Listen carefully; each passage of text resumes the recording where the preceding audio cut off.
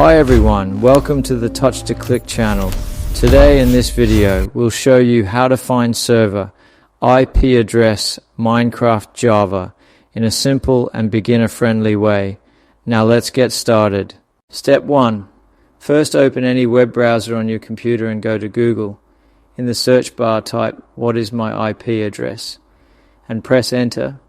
This is important because it helps you find your public IP address, which is commonly used for a Minecraft Java server. Step 2.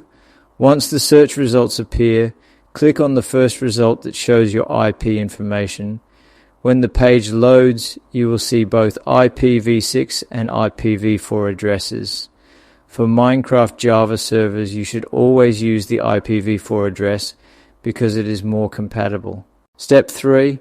If you want a faster and simpler method, go back to Google and search for IP chicken, then click on the first result. This website instantly shows your IPv4 address without any extra steps. Step 4.